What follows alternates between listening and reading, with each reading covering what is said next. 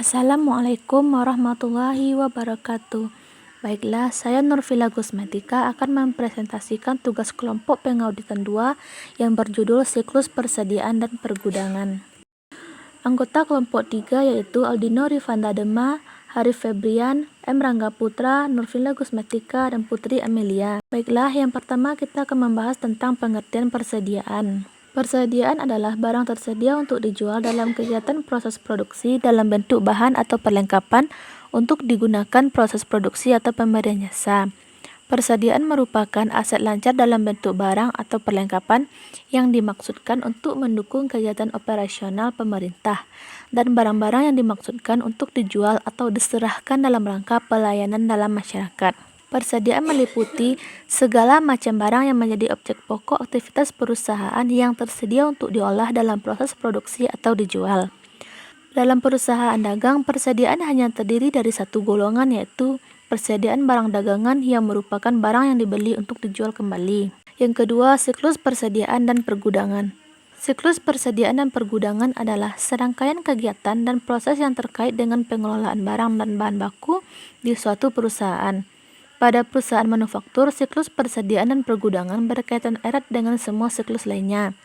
Biaya persediaan mencakup bahan baku dalam siklus perolehan dan pembayaran, tenaga kerja langsung dalam siklus penggajian dan personalia, dan biaya overhead manufaktur atau biaya produksi tidak langsung dalam siklus perolehan dan pembayaran serta siklus penggajian dan personalia.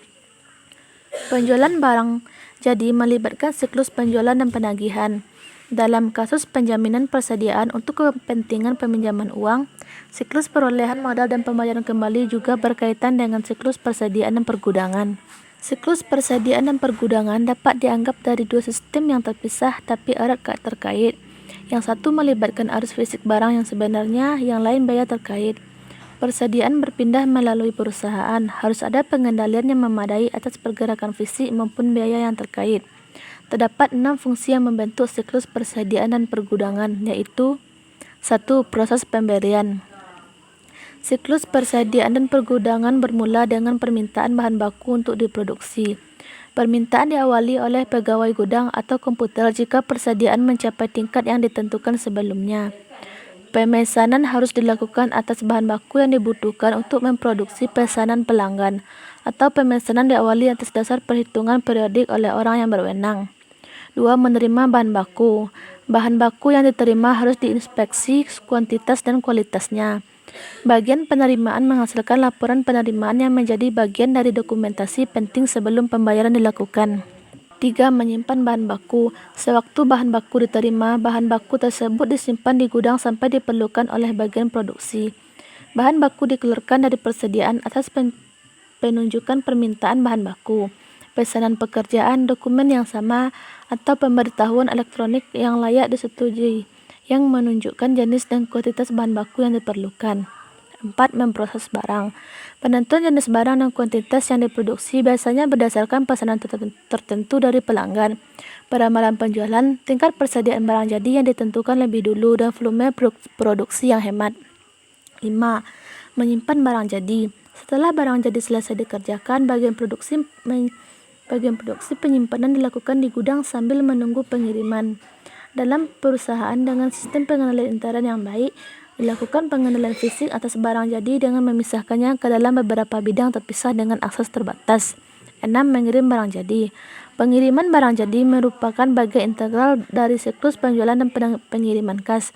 Tiap pengiriman atau pengeluaran barang jadi harus didukung dokumen pengiriman yang diotorisasi dengan memadai. Baiklah, saya akan melanjutkan pembacaan materi selanjutnya, yaitu akun yang mempengaruhi persediaan. Nah, yang pertama adalah persediaan barang dagang. Akun ini merupakan akun yang mencatat nilai barang yang tersedia untuk dijual kembali, di mana jumlah dalam akun ini akan berkurang ketika terjadinya penjualan barang dagang. Yang kedua yaitu pembelian, di mana akun ini mencatat seluruh transaksi pembelian barang dagang. Dan juga jumlah dalam akun ini akan menambah nilai persediaan barang dagang.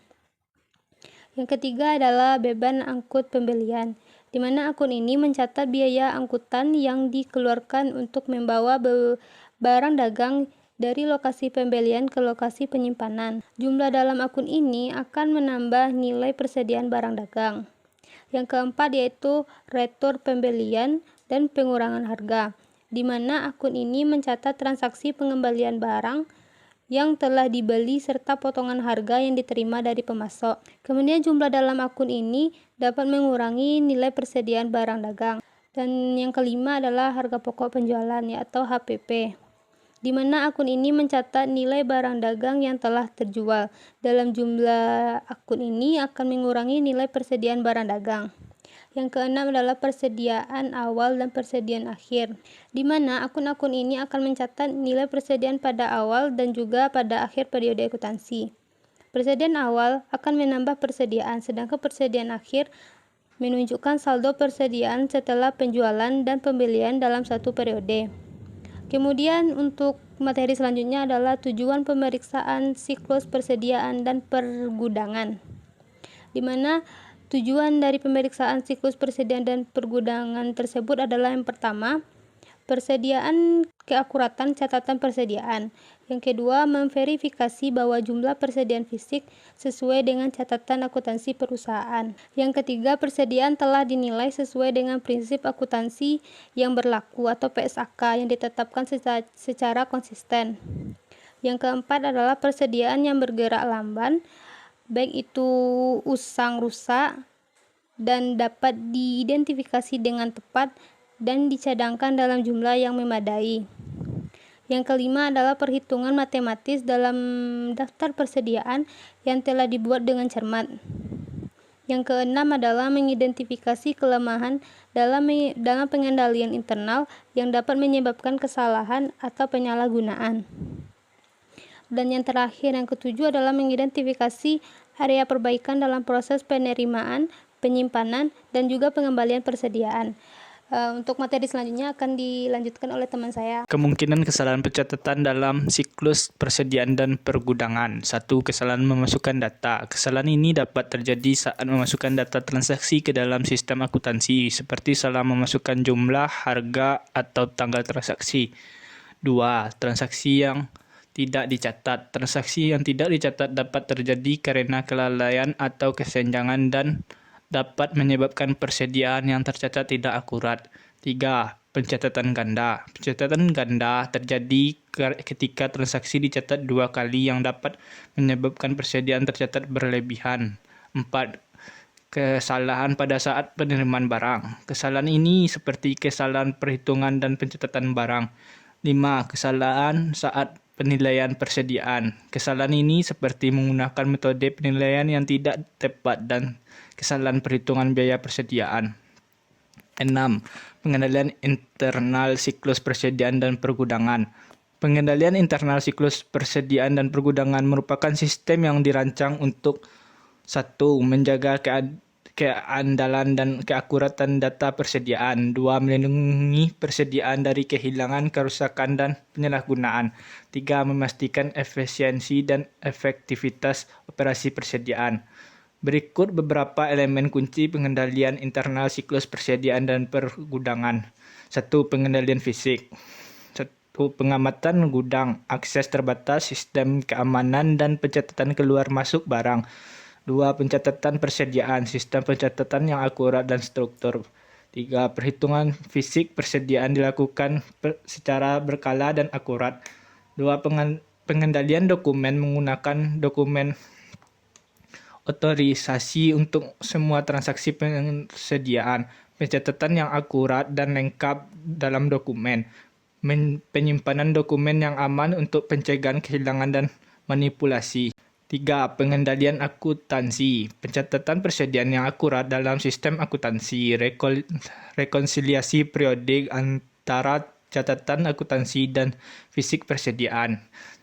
Penggunaan metode penilaian persediaan yang konsisten dan sesuai dengan standar akuntansi. 4. Pengendalian terhadap akses dan otorisasi. Pembatasan akses ke persediaan dan dokumen terkait hanya kepada orang yang berwenang. Otorisasi yang tepat untuk semua transaksi persediaan. Pemisah tugas antara fungsi penyimpanan, pencatatan, dan otorisasi. 5. Pengendalian terhadap proses Penerapan prosedur yang jelas untuk semua aktivitas siklus persediaan, peninjauan dan pemantauan periodik terhadap proses dan prosedur, pengembangan dan implementasi program pelatihan bagi staf yang terlibat dalam siklus persediaan. Materi 7, yaitu siklus persediaan dan pergudangan beserta contoh. Menurut Hansen dan Woman 2013 sampai di halaman 232, Theory of Constraints mengakui bahwa penurunan persediaan akan mengurangi biaya penyimpanan sehingga menurunkan beban operasi serta memperbaiki laba bersih perusahaan. Selain itu, Theory of Constraint atau TOC menyatakan bahwa penurunan persediaan akan membantu menghasilkan sisi kompetitif dengan mempunyai produk yang lebih baik, harga yang lebih rendah, dan tanggapan yang cepat atas kebutuhan pelanggan. Teori kendala adalah sebuah filosofi manajemen yang berfokus pada identifikasi dan pemecahan kendala yang menghambat kinerja sistem. Dalam siklus persediaan dan pergudangan, terdapat beberapa kendala umum yang dapat diidentifikasi dan dioptimalkan dengan TOC. Yang pertama yaitu kapasitas pergudangan. Kapasitas gudang yang terbatas dapat menjadi kendala dalam penyimpanan persediaan. Hal ini dapat menyebabkan penumpukan barang, kerusakan barang, dan keterlambatan. Jadi, yang harus dilakukan perusahaan adalah meningkatkan kapasitas gudang, menyewa gudang tambahan, atau menerapkan sistem penyimpanan yang lebih efisien. Yang kedua adalah kualitas persediaan, di mana terdapat kualitas persediaan yang rendah dapat menyebabkan kerusakan barang dan pengembalian barang oleh pelanggan gitu. Solusinya perusahaan dapat meningkatkan kontrol kualitas produknya, merupakan sistem inspeksi produk yang ketat dan menggunakan bahan baku berkualitas tinggi. Yang ketiga, lifetime pemesanan. Lifetime pemesanan yang lama dapat menyebabkan kekurangan persediaan. Hal ini dapat menyebabkan hilangnya penjualan dan kekecewaan dari pelanggan. Maka yang harus dilakukan oleh perusahaan adalah meningkatkan perkiraan permintaan, menjalin hubungan dengan pemasok yang lebih cepat, atau menerapkan sistem persediaan just in time. Yang keempat, akurasi pencatatan persediaan. Akurasi pencatatan persediaan yang rendah dapat menyebabkan pengambilan keputusan yang salah. Hal ini dapat menyebabkan kelebihan persediaan jadinya, kekurangan persediaan, dan kerugian finansial. Maka solusinya adalah perusahaan dapat menerapkan sistem pencatatan persediaan yang terkomputerisasi, melakukan audit persediaan secara berkala, dan melatih karyawan tentang pencatatan persediaan yang akurat. Yang kelima, efisiensi proses pergudangan, di mana proses pergudangan yang tidak efisiensi yang dapat menyebabkan pemborosan waktu dan biaya. Hal ini dapat menurunkan probabilitas perusahaan. Solusinya adalah perusahaan dapat menerapkan sistem pergudangan dan terotemisasi, melatih karyawan tentang proses pergudangan yang efisien, dan menggunakan teknologi untuk melacak pergerakan barang di gudang. Contoh penerapkan teori kendala, Theory of Constraints. Sebuah perusahaan manufaktur mengalami kekurangan persediaan bahan baku yang sering menyebabkan terhentinya produksi. Maka yang harus dilakukan adalah yang pertama, identifikasi kendala, di mana tim manajemen perusahaan melakukan analisis dan menemukan bahwa kendala utama adalah lifetime pemesanan bahan baku yang lama. Yang kedua, eksplorisasi solusi, di mana tim manajemen mengeksplorasi beberapa solusi yang mengatasi kendala tersebut, diantaranya meningkatkan perkiraan permintaan bahan baku, menjalin hubungan dengan pemasok yang lebih cepat, dan menerapkan sistem persediaan just in time. Yang ketiga, implementasi solusi, di mana tim manajemen memutuskan untuk menerapkan solusi di antara meningkatkan perkiraan permintaan bahan baku dengan menggunakan data penjualan historis dan tren pasar, menjalin hubungan dengan pemasok yang lebih cepat dengan melakukan riset pasar dan negosiasi, serta menerapkan sistem persediaan just in time dengan bekerja sama dengan pemasok untuk memastikan pengiriman bahan baku tepat waktu. Yang keempat, evaluasi hasil. Setelah beberapa bulan, tim manajemen mengevaluasi hasil dari solusi yang telah diterapkan. Hasilnya menunjukkan bahwa adanya kekurangan persediaan bahan baku berkurang secara signifikan dan juga terhentinya produksi barang jadi. Materi ke-8 yaitu substantive sales, prosedur audit siklus persediaan pergudangan. Prosedur audit siklus persediaan dan pergudangan dirancang untuk menguji keberadaan hak, nilai, dan pengungkapan persediaan. Prosedur ini juga memastikan bahwa sistem pengendalian internal terkait dengan persediaan telah dirancang dan diterapkan dengan baik.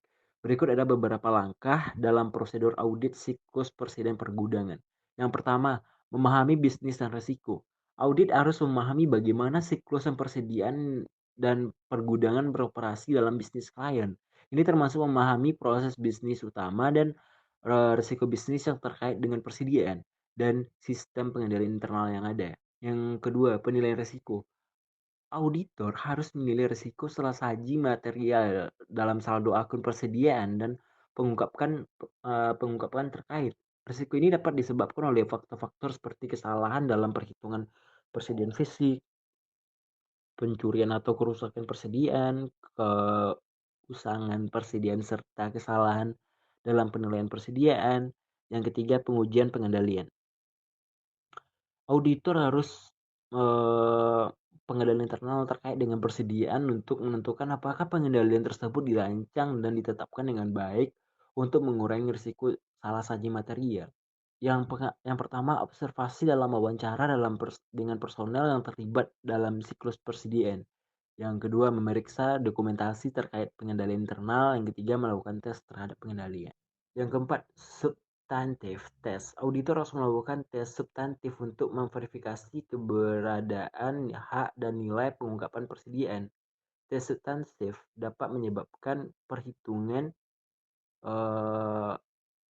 fisik persediaan, memeriksa dokumen pembelian penjualan, menganalisis pergerakan persediaan, menilai nilai persediaan. Dan kelima, kesimpulan pelaporan. Auditor harus menyimpulkan hasil siklus persediaan pergudangan dan melaporkan kepada manajemen dan komite audit. Laporan audit harus berisi temuan audit, kesimpulan auditor, dan rekomendasi untuk perbaikan. Substantif tes prosedur audit dan siklus persediaan pergudangan mencakup beberapa langkah penting. Yang pertama, pemahaman proses bisnis. Yang kedua, pemeriksaan dokumen. Yang ketiga, perhitungan fisik persediaan. Yang keempat, pemilihan sampel. Yang kelima, penilaian nilai persediaan. 9.